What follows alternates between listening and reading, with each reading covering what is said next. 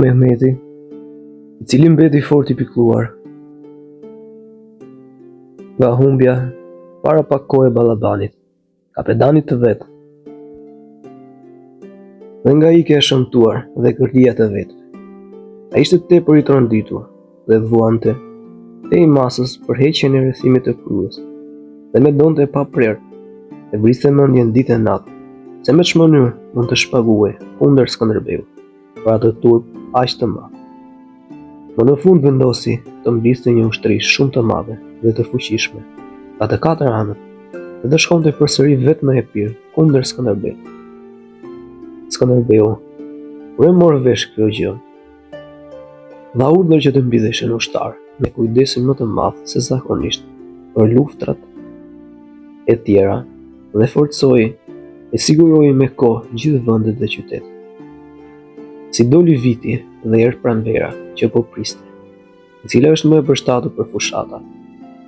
Por çdo gjë që mugullon në fushë e ka buzën në gaz, Mehmeti u nis për në epir me forca të panumërta, me përdredhore gjithfarësh dhe me mjeshtëri fort të rrahur për çdo punë. Me të ardhur, ai zuri vendin ngriti kap në një farë fushe të gjerë dhe të madhe, të cilët banorët e quajnë Saur, pranë lumit shkumbin, ku ishte Zot Princi Aranip Komneni, i vjeri Skënderbeut. Dhe në atë kohë, Otomani ripërtëriti dhe rindërtoi në një qoshe pranë popullsive që quhet Jata, Brates Koskën, Kërabës, Buzërsekës dhe Sopotan, qytetin e Valmëve, të rënuar nga themelet shumë kohë përpara prej gallo-grekëve dhe barbarëve, dhe të quajtur tani nga të anët qytet. Pasi e forcoi dhe siguroi atë me një ushtri shumë të fuqishme dhe me çdo mjet mbrojtjeje, ai e ngriti kampin e vet sa ndemi dhe u nis për të pushtuar qytetin e Durrësit, duke menduar që ta sulmonte pa pritur, të pa mbrojtur e të pa përgatitur. Por e gënjeu mendja, sepse atë e kishin forcuar si me ushtar toksor, si me detare dhe me çdo mjet mbrojtjeje. Për një anë vetë Venedikasit, në anën tjetër kryetrimi Skënderbeu. Kështu që prijesi Otoman u spraps me turp dhe u largua me kërdi të madhe prej saj. Durrësi, i cili më parë quhej Epidam, është qyteti i Epirit, i ndërtuar siç kanë dashur disa që me kohë prej një farë Epidamni, nga i cili mori edhe emrin. Nipi i tij nga Ebia me emrin Dyrahuç, shtoi limanin që e quajti Dyrahoqiu. Por siç u pëlqen të tjerëve, Durrësi, qytet detar i Epirit, është kryeqyteti i Taulantëve, i Pirejve dhe i Pratinëve, ndërmjet Lezhës dhe Apollonisë. Ky megjithse më parë quhej Epidam. Më pas, për shkak të emrit, u guar keq, i cili dukej sikur u paralajmëronte të keqen atyre që kishin ndërmend të shkonin atje. U quajt për romakëve Dyrahoqiu, duke marrë emrin nga gadishulli në të cilin ndodhet, i ndërtuar siç u pëlqen disave. Por që do të thosha më mirë, i rindërtuar prej tyre, sepse po t'u besojmë shkrimtarëve shumë të vjetër dhe gojëdhënës, ai numërohet ndërmjet qyteteve të tjerë më të vjetër. Lavdët dhe krenatritë e tij janë shumë të shumta dhe të mëdha. Durrësi, siç thot Lukani, është jo një vepër dore, por një fortesë natyrore, e vendosur mbi shkrepa aq shumë të lartë, sa ato lundronjësit kur e shikojnë së poshtë me lartësinë e mureve, mbeten gojhapur, jo vetëm nga një farë admirimi, por edhe nga frika e rrezikut. I rrethuar nga deti, ai bashkohet me tokën kontinentale nga njëra anë, ku është kodrina me shkrepa të thepisur. Ndej ka një liman fort të sigurt dhe të përshtatur, andej fusha shumë të gjëra dhe të bukura, tokë pjellore dhe të pasur për çdo gjë. Brenda ka ndërtesa të shenjta, faltore të ynishme dhe madhështore. Dhe atje shikohen qartë fytyrat mbretërore e perëndorësh. Atje shikohen monumente shumë të lashta prizërish. Ati është ngritur mbi një vend të lartë pranë portës Kabalina, me drejtim për nga veriu, truproja ose më mirë koloshi shumë i madh i perandorit Adrian, i derdhur prej metali. Veç këtyre, atje ndodhet një arenë ose amfiteatër, i ndërtuar me zgjuarësi dhe me mjeshtëri të admirueshme. Muret e qytetit janë shumë të fortë, të stolisur dhe të zbukuruar me pirgje dhe me vepra të tjera të shënuar.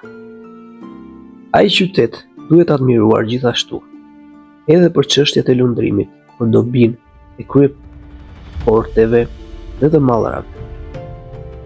Ky është ai qyteti i Durrësit, që pa dhe priti si jo më mirë se natën romak, jo më pak i shënuar se sa i pa fat për gjakderdhjen civile dhe luftrat e brendshme. Pasi Mehmeti u prit aq keq nga Dursakët dhe tërë përpjekjet e tij shkuan kot, kujtoi se për mbrojtjen e qytetit kishte ardhur e se ishte aty pranë vetë Skënderbeu, sepse kishte marrë vesh që atje ndodheshin shumë nga ushtarët e tij. Prandaj ai u tërhoq sa ndihmi e shkoi drejt në qytetin e Krujes, të cilën edhe e rrethoi nga të katër anët, si me kuror dhe kërkoi qysh në fillim nga ata, që t'i dorëzoheshin së bashku me qytetin dhe ta kishin për Zot. Njëkohësisht ai u premtoi atyre edhe dhurata dhe peshqeshe të shumta. Sultanët ia dhanë përgjigjen së parje, me llojet e ndryshme të përdredhoreve edhe predhave. Pastaj, duke shpërthyer me vrull jashtë qytetit, u përleshën shumë brenda me të dhe u kthyen fitimtar në qytet, me gëzim e me shumë kokë armiqësh të vrarë.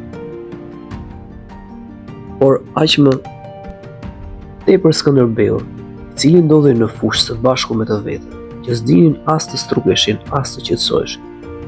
Nuk e la barbarin të shkonte, pa u ndëshkuar. Dhe me të vërtet, me sulmet që i bënte kampit të tij, ai se linte rehat as ditë as natë, duke i shkaktuar humbje dhe dëme të ndryshme, aq sa Mehmeti, kur e pa se s'mund të bënte këmbë përpara kundër Skënderbeut. Largua Sandemi dhe mori rrugë për në një vend pranë bregut të detit Adriatik, që ndodhet jo larg Durrësit dhe që quhet tani Gabadar, kepi i Redonit. Për kryetrimi i Skënderbeut kishte filluar shumë pak kohë më parë të ngritej një qytet, të cilin e quajti Quril. Këtë qytet, otomani e gjeti të pabanuar ende dhe të pambaruar, dhe e shëmbi nga themeli. Që andej u nis pastaj për të pushtuar disa popullsi që ishin shtruar Skënderbeut.